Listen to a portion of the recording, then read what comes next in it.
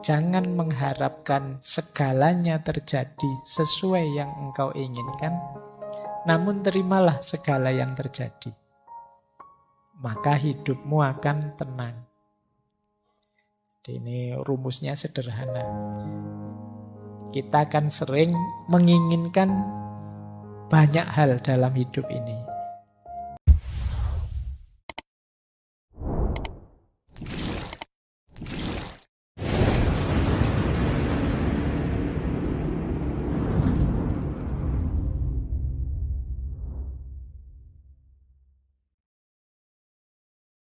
Oke, bismillah. Assalamualaikum warahmatullahi wabarakatuh. Bismillah, mari kita lanjutkan pembahasan kita, ngaji filsafat kita.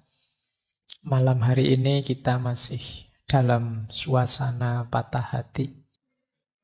Kita awali dari sini ya, untuk mengobati patah hati bagi mereka yang patah hati. Rumus besarnya stoikisme adalah dalam hidup ini segala sesuatu ada polanya, ada rumusnya, ada sunnatullahnya. Misalnya sunnatullah itu ada pertemuan, ya pasti ada perpisahan. Ada suka, pasti ada duka. Siapa menabur, dia menuai. Siapa mencintai, dia akan dicintai. Siapa menyakiti, pada akhirnya dia juga akan ketemu rasa sakitnya. Nah ini hukum pola-pola yang ada dalam hidup. Kita hidup ini harus paham pola-pola ini. Kalau tidak, ya kita akan panen hal-hal yang menyakitkan kita. Karena kita tidak sadar polanya. Kalau dalam Al-Quran misalnya ada pola فَمَنْ يَعْمَلْ مِثْقَالَ ذَرَّةٍ خَيْرًا يَرَهُ وَمَنْ يَعْمَلْ مِثْقَالَ ذَرَّةٍ شَرًّا يَرَهُ. Barang siapa berbuat baik sekecil apapun, dia akan menemui balasannya, merasakan efeknya. Sebaliknya yang melakukan keburukan sekecil apapun, dia pun akan merasakan balasan atau efeknya. Lah ini pola namanya. Ini jadi rumus kita. Ya kalau kita nabrak saja, jelek-jelek sedikit, dosa-dosa sedikit, tidak apa-apa lah Pak. Ya jalankan saja, tapi siap-siaplah kamu memanen akibatnya. Ini namanya pola. Nah, termasuk dalam hubungan kita di relasi cinta. Ya seperti tadi, ada pola misalnya kalau ada pertemuan, ya pasti ada perpisahan. Tidak mungkin kok bareng-bareng terus. Ini sudah sunnatullah. Ada sedih, ada senang. Kemarin senang-senang berdua, pada saatnya mesti ketemu sedihnya. Entah dalam bentuk apa. Ini pola. Nah, menghadapi pola-pola ini dalam hidup ada beberapa hal yang penting kita perhatikan. Yang pertama apa? Tentu saja ayo siap. Jadi, waduh saya kepleset ini melakukan yang buruk-buruk. Nah, ini mesti nanti ada efeknya. Yuk, harus siap-siap. Jadi saat ini kita bertemu, tapi mungkin pada saatnya kita berpisah. Ya, aku ya harus siap. Sekarang kita hidup, pada akhirnya juga akan meninggal. Kita juga harus siap. Ini pola juga. Ayo siap mental menghadapi apapun yang memang sudah begitu rumus hidupnya. Kita tidak mungkin bisa menghindar. Oke, jadi yang pertama, ayo siap mental. Yang kedua, mari kita bersyukur menghadapi apapun yang ada di sekeliling kita. Pola-pola ini sebenarnya hakikatnya sunnatullah itu ya anugerahnya Allah pada kita. Disitulah hidup kita jadi tertib, tertata, terkendali. Maka sikap kedua apa? Bersyukur. Ayo kita sadari betapa bernilainya segala yang ada di sekeliling kita dengan hukum-hukum dan polanya. Ya contoh pola itu kalau kita haus harus minum. Kalau kita haus kok tidak minum, mesti nanti chaos diri kita. Makanya silakan yang ada minuman, minum. Jadi kita praktekkan langsung polanya ya. Bismillah.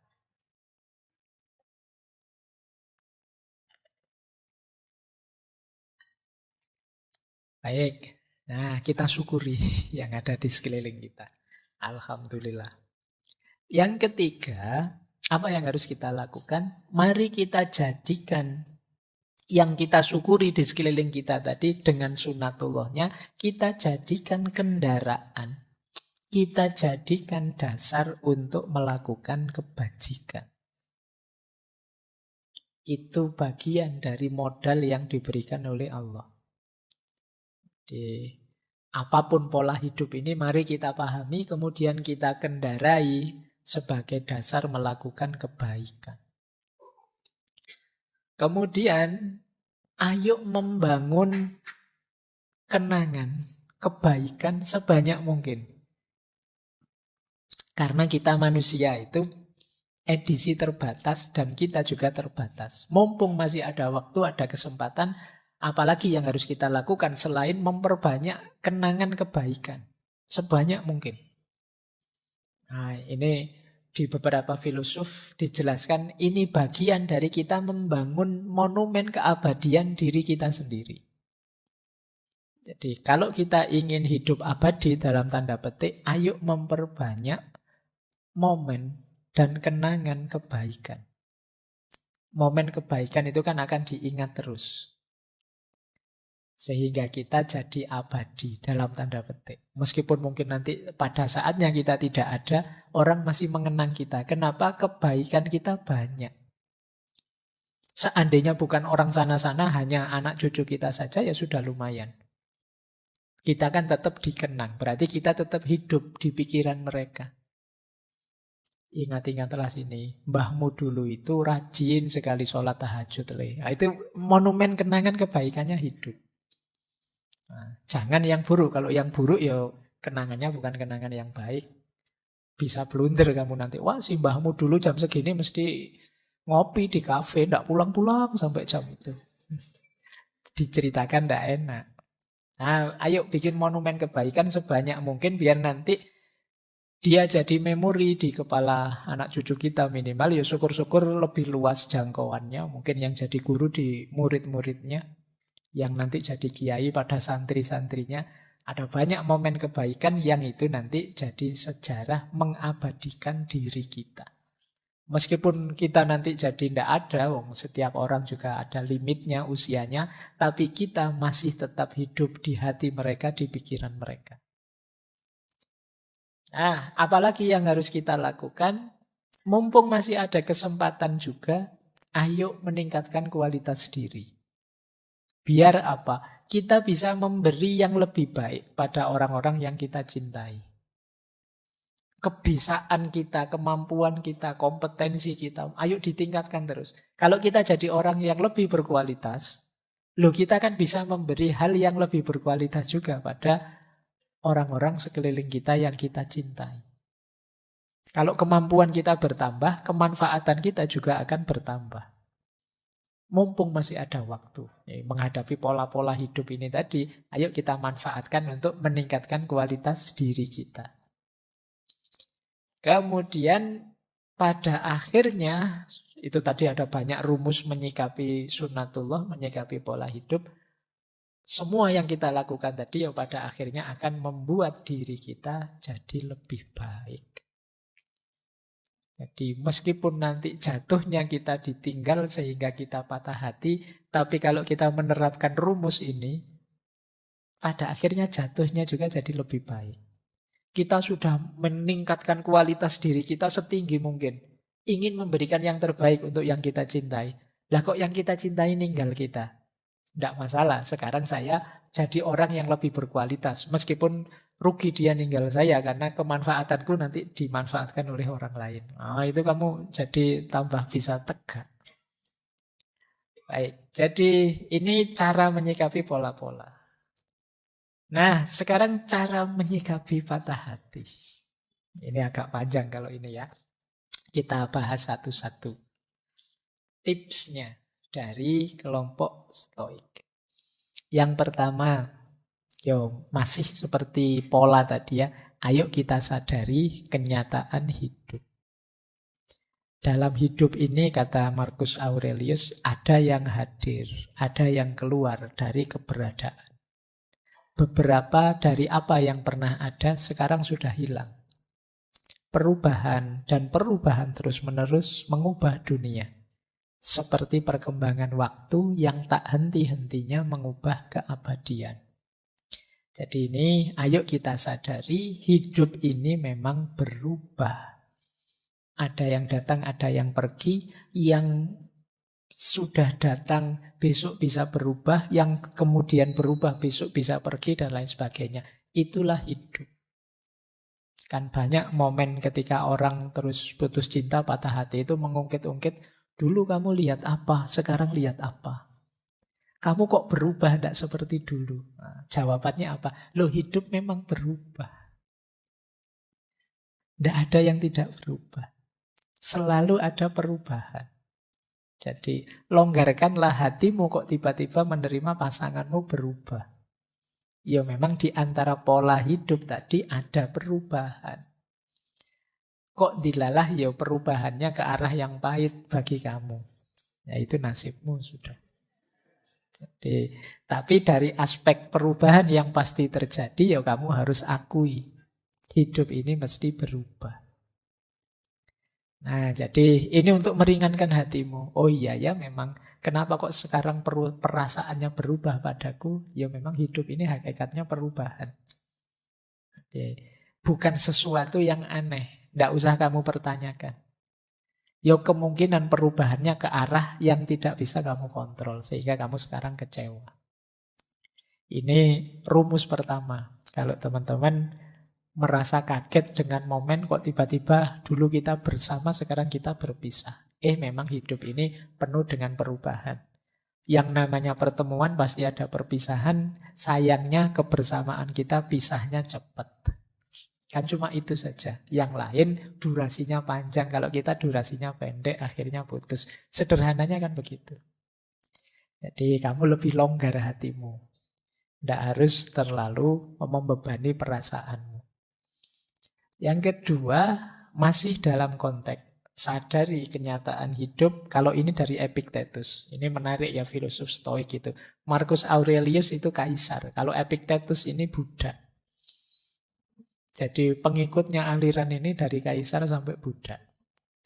Kata Epictetus begini, saat engkau mencintai sesuatu, tempatkan di hadapan dirimu posisi yang berlawanan. Apa salahnya saat engkau mencium anakmu, engkau bisikkan dengan suara lirih, besok kamu pun juga akan mati. Dan kepada temanmu, besok kamu yang akan pergi atau aku yang akan pergi, dan kita tidak akan pernah bertemu lagi. Nah ini menarik. Kalau pas kamu lagi hangat-hangatnya pacaran, terus kamu bilang, pada saatnya ya tetap kita akan berpisah. Ini kan sama-sama latihan kuat-kuatan ini. Jadi kita kan selalu kalau sedang begitu kan kita bilangnya kita akan bersama selamanya. Tidak bisa. Mesti kita akan berpisah. Polanya memang sudah begitu. Ada pertemuan, ada perpisahan. Nah, makanya bahkan itu kan contohnya anak-anak sama sahabat. Karena biasanya ini kan paling mengikat kita. Anak itu apalagi. Kalau kita dibilang anak kita besok akan mati, itu kita kan nggak terima rasanya. Tapi ya memang begitu, wong dia manusia. Ini kan persis cerita sufi itu. Suatu ketika ada seorang sufi yang mengunjungi seorang raja. Yang raja ini karena sangat taklim pada sufi ingin belajar. Karena sufi ini tidak bisa lama, raja itu, wahai sufi, mbok saya diajari satu saja wawasan. Yang ini bisa bermanfaat untuk saya, untuk kerajaan saya, untuk semua orang. Nah, terus sufi ini cuma bilang satu kata. Ya sudah kalau cuma minta satu wawasan saya bisa lah. Saya beritahu ya, ini hakikat yang paling sejati dalam hidupmu, kata sufi ini. Apa? Besok anakmu pasti mati. Oh itu rajanya marah. Sufinya dipukuli. Kok bisa kamu disuruh memberi wawasan yang bagus malah mengutuk anakku? Kata si sufi, loh yang mengutuk siapa? Bukankah anakmu besok mesti mati? Wong dia manusia. Apa ada manusia yang tidak mati? Semua manusia mesti mati. Jadi kebenarannya memang begitu. Terus dikritiklah raja ini oleh si sufi. Tadi kamu minta kebenaran padaku. Saya beritahu kebenaran kok kamu tidak terima. Telingamu kok tidak kuat.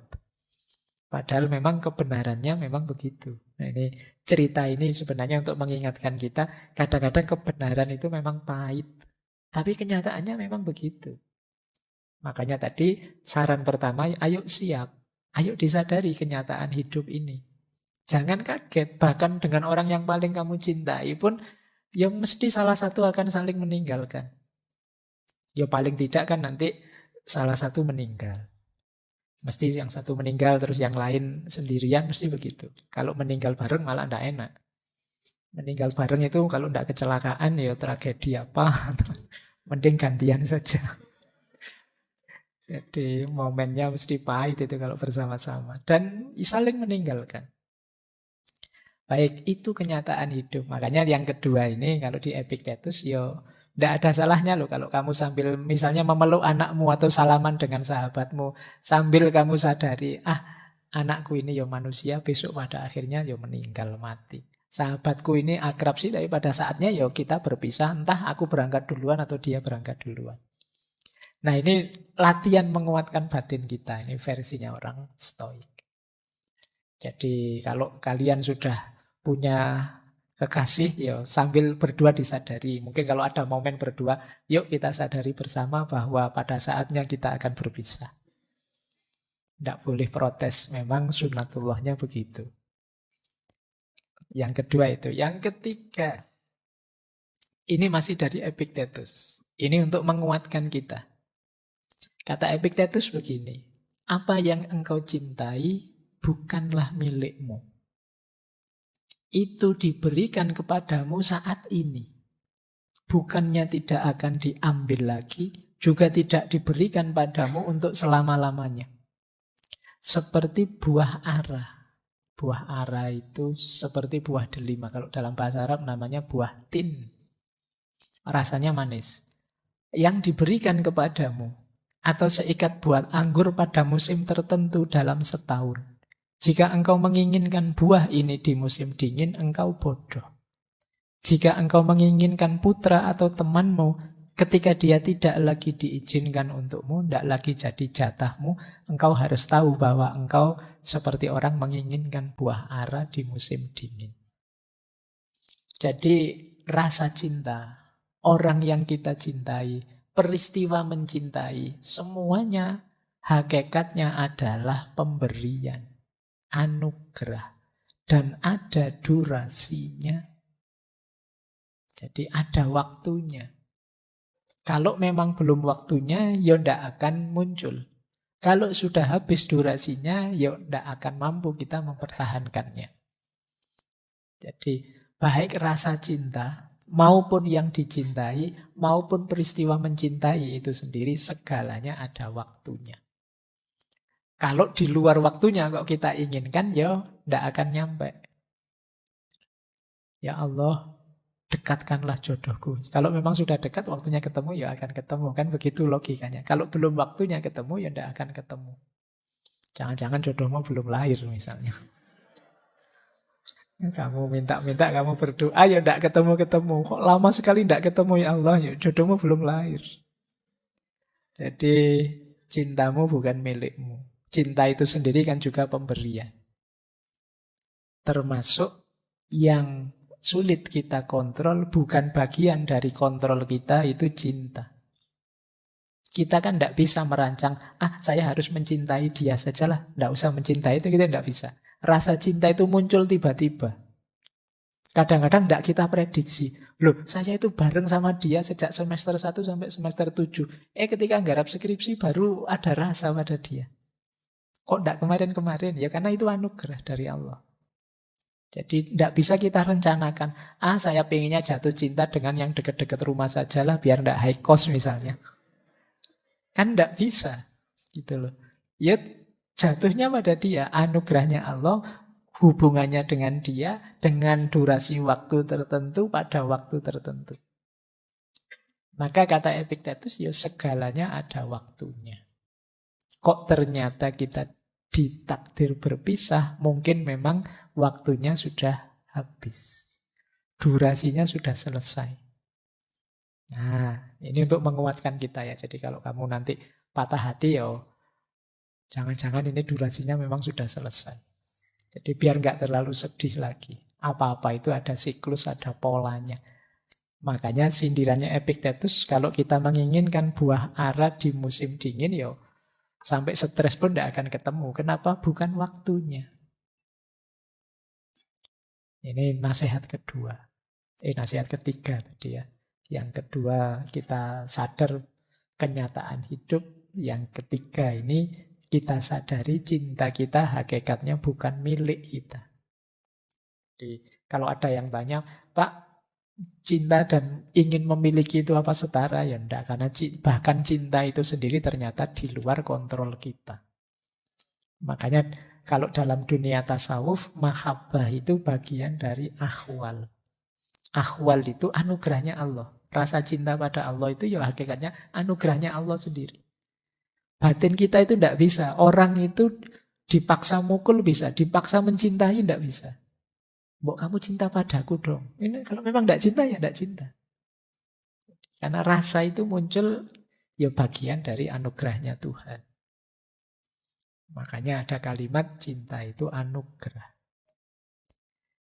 Baik, ini nasihat selanjutnya. Ada lagi nasihat. Ini mirip tadi ya, antara yang dalam kontrol dan di luar kontrol. Kebahagiaan dan kebebasan, masih kata Epictetus, dimulai dengan pemahaman yang jelas tentang satu prinsip. Beberapa hal berada dalam kendali kita dan beberapa tidak. Berarti di luar kendali kita.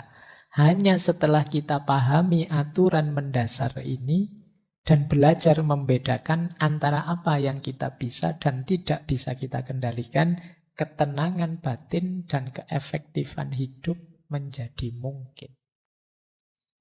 Ini tadi sudah dijelaskan ya, bahwa ada kunci penting dalam hidup ini, kita harus sadar mana yang dalam kuasa kita, mana yang di luar kuasa kita. Seperti cinta tadi, itu kan bagian dari yang di luar kuasa kita. Mana cintamu yang kemarin? Wah, sudah diambil sama yang punya cinta, sekarang ganti cinta ke yang lain. Bisa saja begitu momennya. Tapi memang perasaannya orang lain di luar kuasa kita.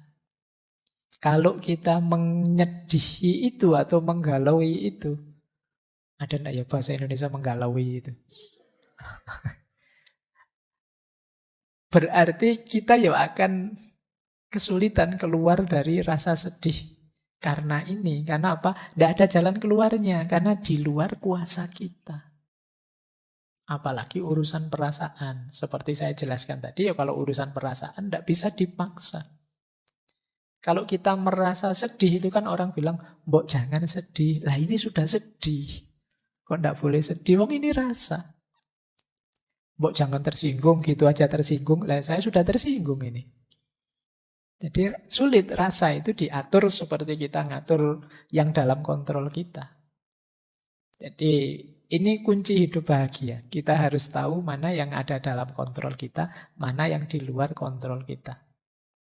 Kita tidak mungkin ngontrol tangannya para netizen untuk ngomong jelek-jelek. Tapi kita masih bisa ngontrol tangan kita untuk bisa posting yang baik-baik saja. Kalau kita sedih dengan yang di luar kontrol kita, wah netizen ini kok gitu ya sekarang isinya. Ya kita akan sedih galau dan kesulitan sendiri.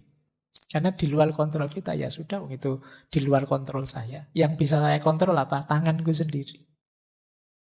Nah ini penting biar kita bahagia. Karena sekarang banyak orang yang sedih tanpa alasan gara-gara rajin baca medsos. Begitu baca medsos darah tingginya naik. Mbok ya tadi tidak usah baca yang seneng-seneng saja. Baik. Nah, kita lanjutkan. Ini masih tentang yang di luar kuasamu. Kata Epictetus lagi, ini sering dikutip orang. Jangan mengharapkan segalanya terjadi sesuai yang engkau inginkan, namun terimalah segala yang terjadi. Maka hidupmu akan tenang. Ini rumusnya sederhana. Kita akan sering menginginkan banyak hal dalam hidup ini. Nah, kalau menginginkan ini sambil kita kasih tanda petik, semoga, insya Allah, dan lain sebagainya, kita lebih tenang. Tapi kalau kita memastikan yang kita inginkan harus terjadi, ya kita akan lebih banyak stres. Ada lagi yang lebih menenangkan apa? Kita terima segala yang sudah terjadi. Ini lebih menenangkan. Ya kenyataannya saya ditolak, wah kenyataannya saya diputus, mau gimana lagi saya terima. Itu lebih menenangkan. Yang paling tidak menenangkan, kita tidak terima dengan yang sudah terjadi. Oh, ini stres double-double kamu. Wong sudah jelas kenyataannya pahit, kamu tidak mau ngakui bahwa itu pahit. Nah itu sulit sudah. Kayak kamu minum jamu, pahit enggak? Enggak kok, saya kuat. Ya wis, orang enggak akan. Iya. Ya kalau pahit, bilang saja pahit. Kalau memang sulit, bilang saja sulit, enggak masalah. Terima saja, akui saja. Ya tinggal kamu tata ke depannya segala yang ada dalam kontrolmu. Kan cuma itu saja. Yang di luar kontrolmu ya dipasrahkan saja. Ini lebih menenangkan. Jadi kalau kita ingin tenang, memang rumusnya ya harus tahu yang dalam kontrol dan yang di luar kontrol. Ada lagi, sekarang geser ke Marcus Aurelius. Dia bilang begini, ini kendalikan pikiran. Jangan biarkan pikiranmu tentang keseluruhan hidupmu menghancurkanmu. Jangan isi pikiranmu dengan segala hal buruk yang mungkin masih akan terjadi. Tetap fokus pada situasi saat ini dan tanyakan pada diri sendiri mengapa begitu tak tertahankan dan rasanya tidak dapat bertahan. Ini saat kita sedang pahit ya, sedang mengalami sisi-sisi gelap hidup. Jadi ayo pikirannya tetap positif. Maknailah segala kepahitan yang kita hadapi dengan makna yang tidak menghancurkan kita sendiri. Faktanya sebenarnya kita hanya ditinggal oleh yang kita cintai. Kita hanya patah hati, kita hanya putus. Anggap saja itu satu babak, satu sisi, satu skenario, satu adegan dari hidup kita. Bukan keseluruhannya. Kita itu sering kalau mengalami sesuatu, kita maknai sesuatu yang sebenarnya hanya bagian kecil dari hidup kita, seolah-olah itu keseluruhan hidup kita. Ditinggal orang yang kamu cintai, itu kan satu bagian, satu sisi dari hidupmu. Masih banyak orang lain yang mencintaimu, masih banyak cerita lain dalam hidupmu, masih banyak dimensi lain dalam hidupmu. Ada mahasiswa yang begitu galaunya karena mata kuliahnya dapat nilai D. Tiap hari dosennya di WA, Pak, salah saya apa, Pak, dapat nilai D. Jadi seolah-olah hidupnya jadi gelap karena satu nilai itu. Seolah-olah keseluruhan dunianya runtuh hanya karena satu nilai itu. Padahal masih banyak sisi hidupmu yang lain. Ini yang sering kita lupakan. Kita tidak bisa mengendalikan pikiran kita sendiri. Nah, Marcus Aurelius ini menasihati kita. Yuk, ya tetap sambil kita berintrospeksi salahnya di mana, kurangnya di mana, tidak pasnya di mana. Tapi ini hanya satu bagian saja, satu episode saja dalam hidup kita. Masih banyak episode-episode yang lain. Hidup kita ini kan episodenya tidak terhitung. Kalau drama Korea paling 16. Sekarang ada yang 12, ada yang 8. Oke ya. Tapi hidup kita episodenya banyak, tidak terhitung. Tidak usah khawatir kok. Wong ya episode ini sudah banyak sekali, kadang-kadang masih ada season 1, season 2. Masih panjang. Tidak usah terlalu galau kalau gagal di episode ini. Masih ada episode selanjutnya kok. Hidup kita masih berjalan, masih panjang. Ayo mengendalikan pikiran. Jangan hanya karena satu hal, keseluruhan hidup kita runtuhkan. Nanti kita jadinya menyesal. Potensi hidup kita itu luas, tidak hanya di situ. Nah ini penting, makanya sisi mengendalikan pikiran. Masih ada lagi tentang mengendalikan pikiran, kata Marcus, kebahagiaan hidupmu tergantung pada kualitas pikiranmu. Oleh karena itu, jagalah sebagaimana mestinya dan berhati-hatilah agar engkau tidak memiliki pikiran yang tidak sesuai dengan kebajikan dan kewajaran. Tidak usah mikir aneh-aneh, maknai saja secara positif dan manfaat. secara bijak dan wajar saja. Jangan terlalu berlebihan. Wajar saja, sedih iya, agak stres iya, bau-bau depresi iya. Tapi ya dinikmati saja ya, pada saatnya ada momen ketika kita harus bangkit lagi. Wong yo episodenya bisa ganti. Jadi lanjut hidup. Jadi ayo kita kontrol. Kenapa kok mengendalikan pikiran ini penting? Karena hidup kita kuncinya di pikiran. Jadi kalau pikiran kita yang buruk-buruk, yang negatif-negatif, ya hidup kita jadi berat. Hujan deras itu kita sekarang banyak mengeluh. Kenapa waktu kecil dulu kalau hujan deras malah seneng? Hujan-hujan, wah seneng hujan-hujan. Sekarang kamu hujan-hujan itu, wah, jalan raya itu paling ngeri kalau pas hujan. Apalagi setelah terang tiba-tiba hujan. Oh, itu motor itu sudah banter-banteran mesti. Seolah-olah air itu akan membunuhmu. Padahal cuma air. Kenapa bisa begitu? Pikiranmu yang main. Jadi kamu membayangkan basah kuyup, terus ngereges, terus kamu masuk angin, terus kamu tidak bisa ngapa-ngapain. Pikiran itu kan jadi bayanganmu saja. Coba kamu baca secara berbeda. Asik ya hujan-hujan gini, ya, seger ya hujan-hujan ini kan beda.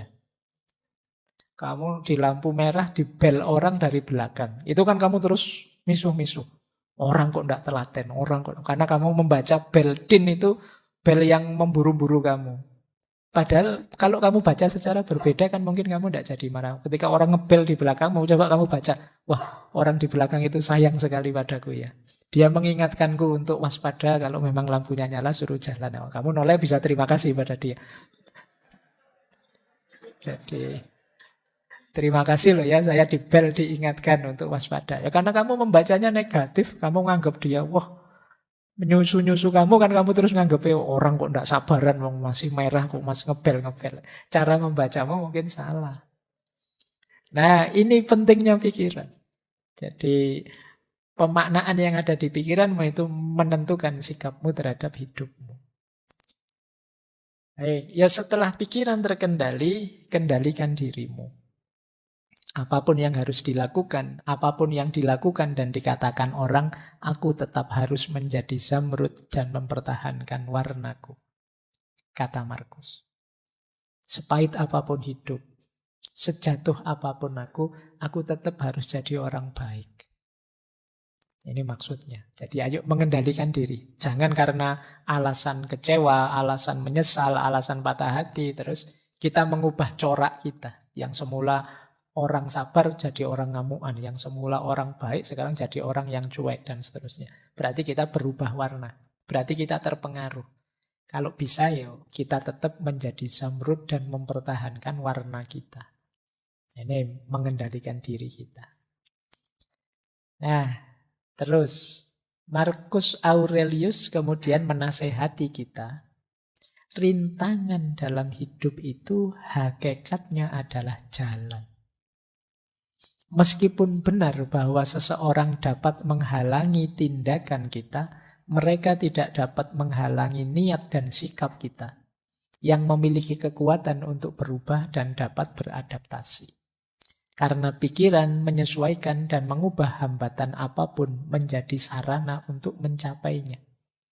Apa yang merupakan penghalang tindakan diubah menjadi jembatan bagi tindakan. Hambatan menjadi petunjuk jalan. Jadi ini menurut saya lagi-lagi cara membaca. Kamu tidak terhalang, hanya saja ada tantangan untuk dilewati.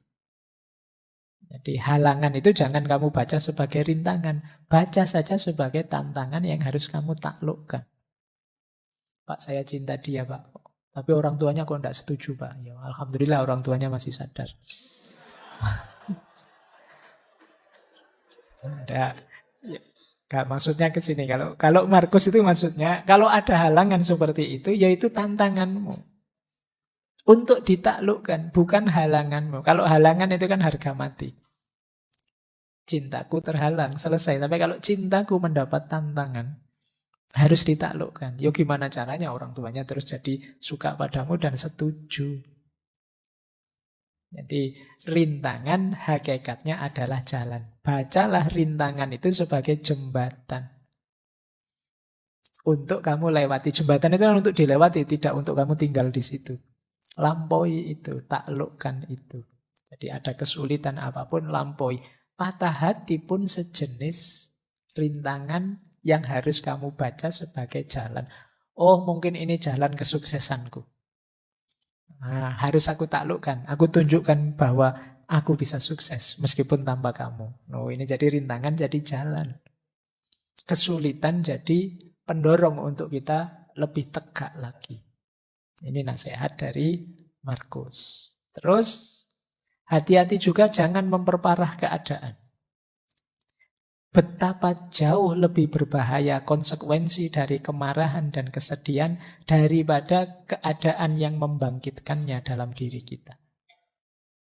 Kadang-kadang kemarahan kita, kesedihan kita membuat kita blunder. Melakukan sesuatu yang tidak seharusnya, yang efeknya jauh lebih buruk daripada sebabnya.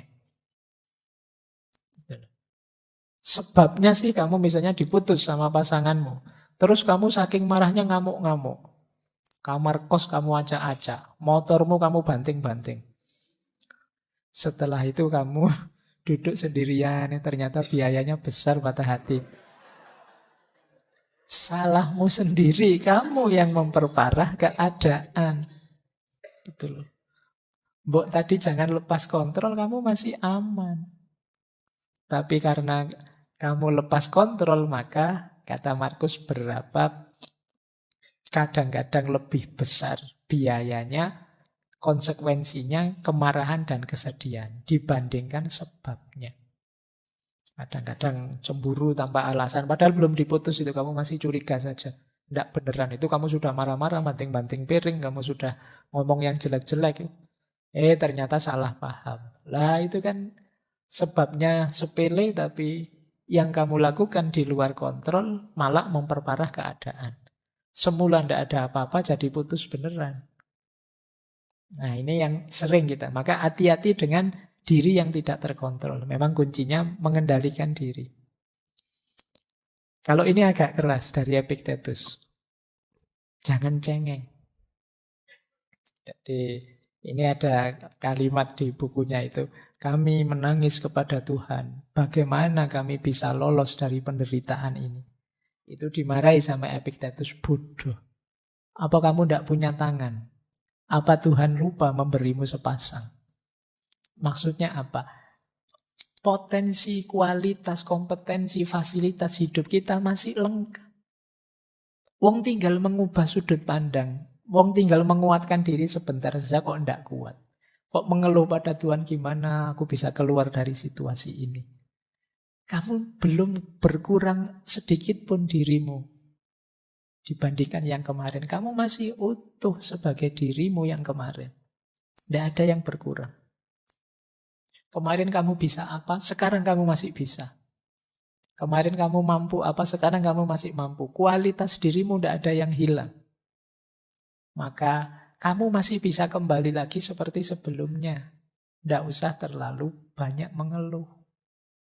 Kamu masih bisa tegak seperti dulu. Tinggal kamu sembuhkan sakit hatimu. Kan cuma itu saja masalahnya. Tidak usah dibawa kemana-mana. Jadi ini sudah mulai agak keras Epictetus ini. Sudah dinasihati sejak tadi kok masih ngeyel, masih sumpek saja. Ya wis, kalau begitu apa sih yang kurang dari dirimu kalau patah hati? Yang sederhananya begitu.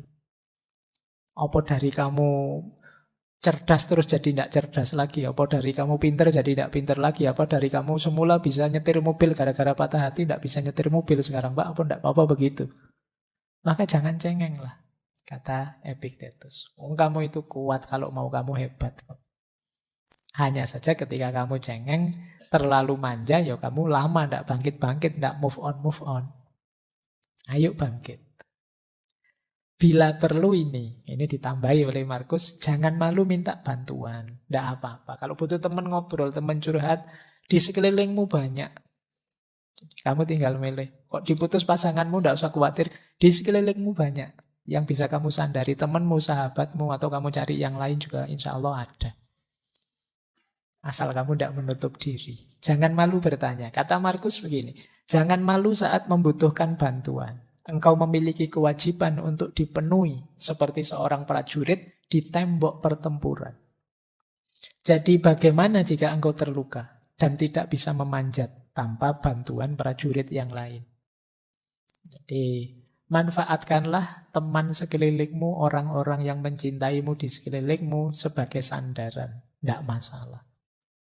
Jangan malu, jangan gengsi. Patah hati bukan aib, bukan dosa, tidak apa-apa. Jadi biasa saja. Itulah dinamikanya orang hidup, kan memahaminya begitu. Hidup itu naik turun seperti itu. Terus, nah ini lanjutannya. Ini kalau masih tidak sembuh-sembuh, sakit hatinya.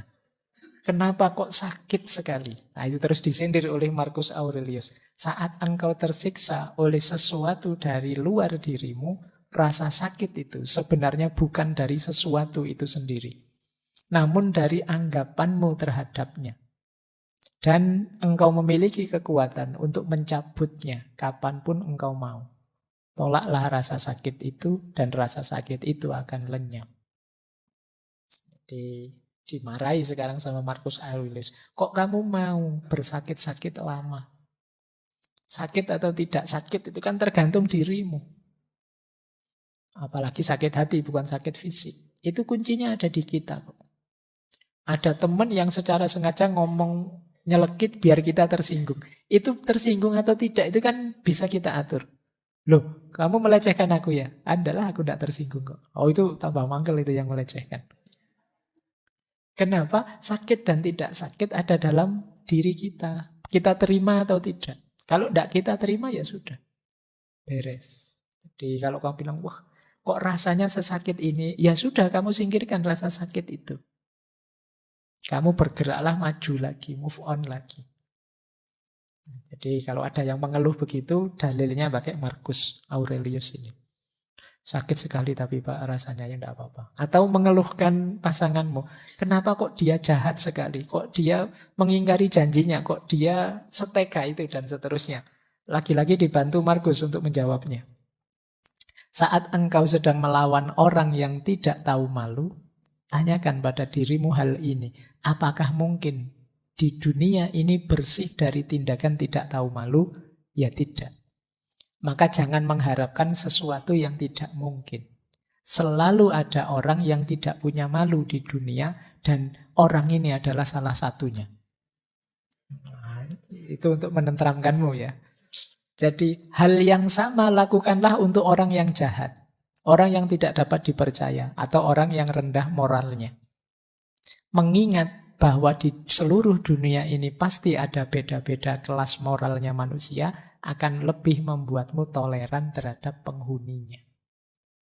Jadi kalau kamu merasa dia kok jahat sekali padaku, dia kok begitu teganya padaku, kamu sadarilah, oh iya ya memang manusia itu ya macam-macam.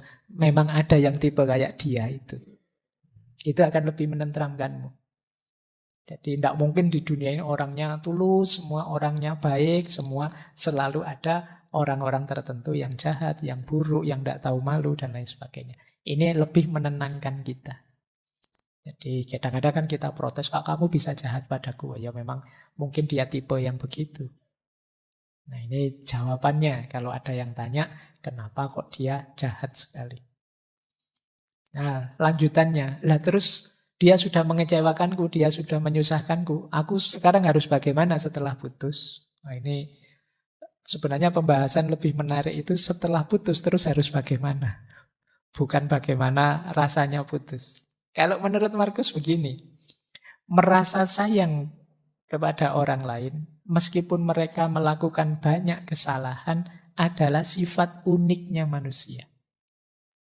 Engkau dapat melakukannya cukup dengan mengakui bahwa mereka juga manusia. Mereka melakukan itu karena tidak sadar, berlawanan dengan kata hati mereka. Dan kita semua akhirnya akan sama-sama mati, tidak lama lagi. Semua orang kan mesti mati.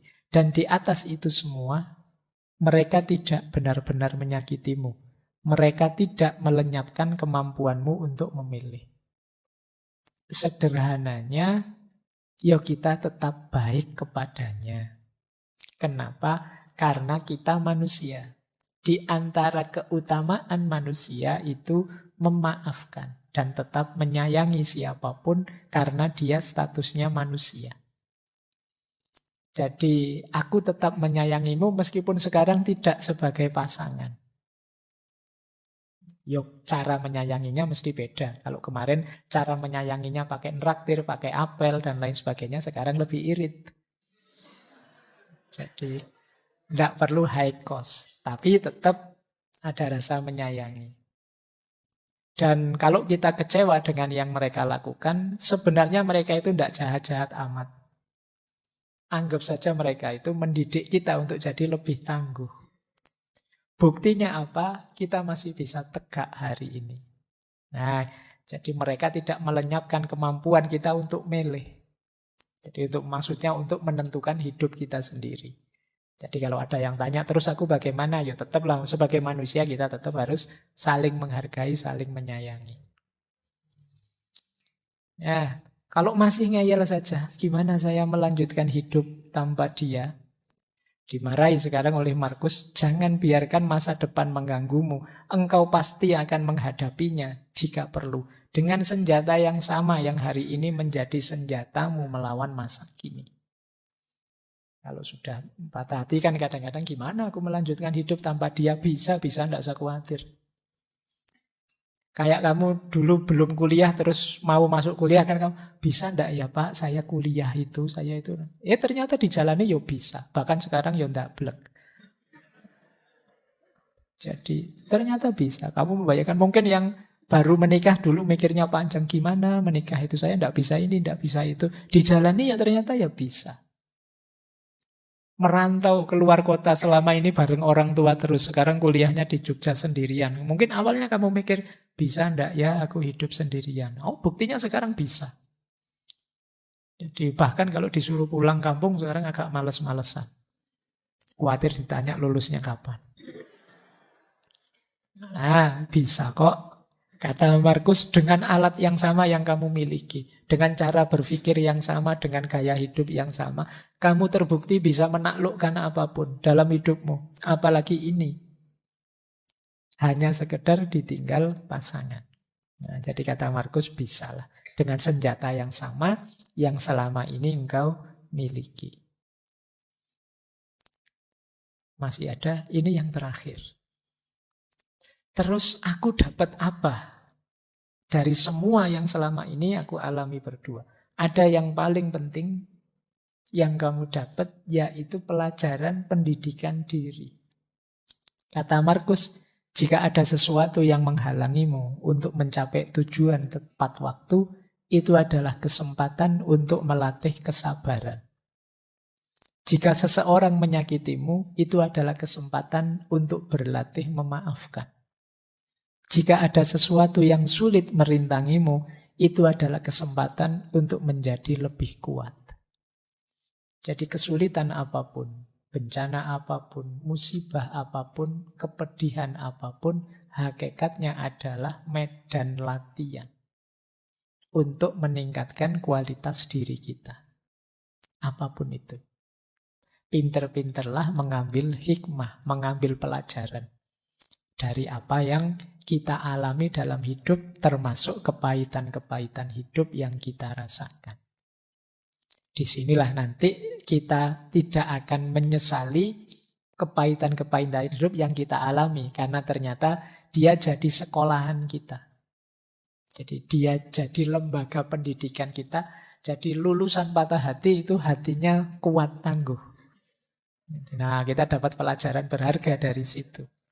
Ya, jadi kan ada yang alumni patah hati, ada yang alumni dapat nilai E, ada yang alumni kantongnya kempes terus, ada yang alumni itu kesulitan hidup kita kan seputar itu. Nah, kalau kita lulus dari situ kita jadi manusia yang lebih tangguh. Bandingkan dengan orang yang hidupnya mulus terus tidak pernah susah. Secara kepribadian dia tidak akan tangguh. Makanya kalau kalian sering ikut lomba-lomba, bagi saya lebih berharga kalau kamu kalah karena kamu latihan mentalmu. Kalau menang itu gampang secara mental, tapi kalah itu berat. Nah, kalau kamu terlatih kalah itu enak. biasa kalah. Tapi kalau menang, alhamdulillah menang. Loh, yang sering membuat kita lepas kendali itu kan ketika kita kalah.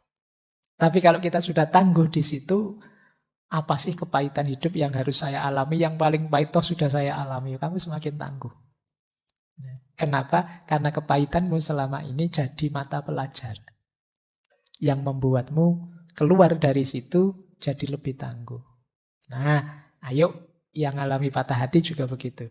Jadikan momen patah hati ini sebagai sekolahan. Kalau kata Ki Hajar itu kan setiap tempat adalah sekolah, ya berarti setiap patah hati adalah pelajaran. Yang di situ kita belajar jadi manusia yang lebih tangguh, lebih sadar, lebih berkualitas. Saya akhiri sekian untuk malam hari ini. Kurang lebihnya mohon maaf. Wallahul muwaffiq. Wallahu a'lamu bissawab. Wassalamualaikum warahmatullahi wabarakatuh.